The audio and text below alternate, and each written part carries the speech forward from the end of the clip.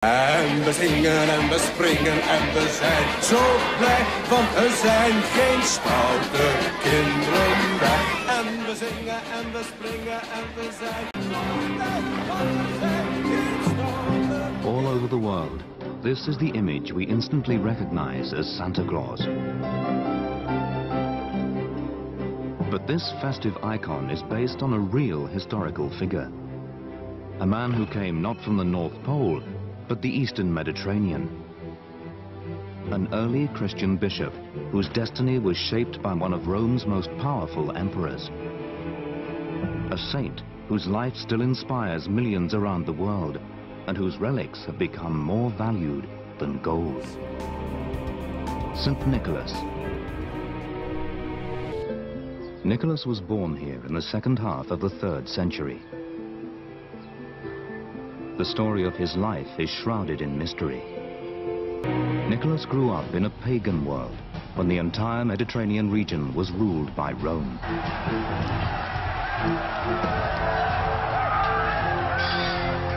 Roman society thrived on violence and sacrifice. In public arenas, men were forced to fight for their lives.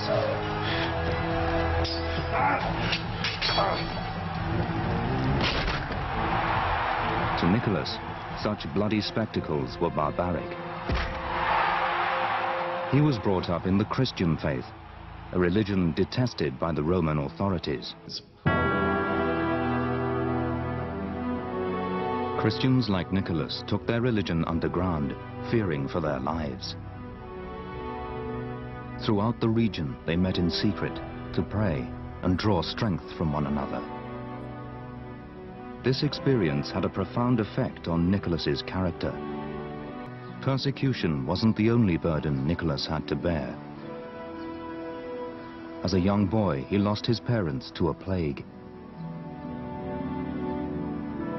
But Nicholas had one piece of good fortune. His parents left him a substantial inheritance. Nicholas's wealth adds credibility to one of his most famous acts of charity.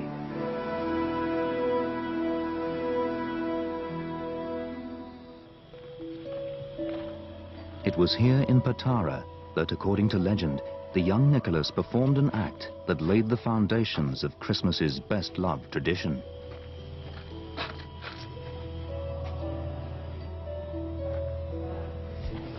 He heard about the plight of a poor father who, unable to afford a dowry for his 3 daughters, was about to sell them into prostitution.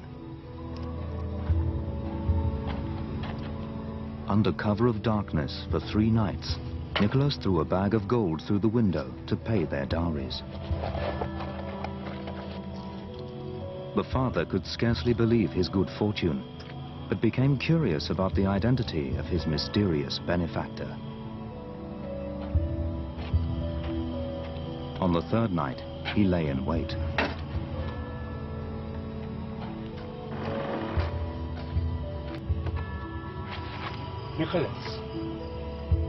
Nicholas's gifts would sow the first seeds of a tradition that has spread right around the world. As Nicholas grew older, the Roman Empire was in turmoil and beginning to break up. But far to the west, a new Roman emperor had emerged.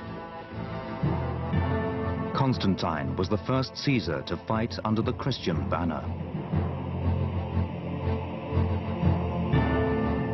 Sweeping all before him, he reunited the empire under his own rule. His first act as emperor was to ban the persecution of those who shared his faith. Nicholas was able to worship openly for the first time in his life. The man who was once an outcast was suddenly propelled to the center of Roman society. Nicholas did not hesitate to put these powers to good use, but it was in the 12th century that the roots of our modern-day celebrations became established. French nuns were inspired by the legend of St. Nicholas giving bags of gold to the destitute father with 3 daughters. Anonymously, they left stockings full of fruits, nuts and oranges at the houses of the poor.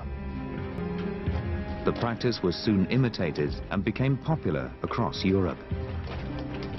Today's Christmas stocking originates from this time. Celebrations of St. Nicolaas's Day were declared illegal, so to circumvent the ban, most people moved their festivities to Christmas Day, replacing Nicholas with a multitude of different figures. In America, he was superseded by a small elf-like person, Santa Claus.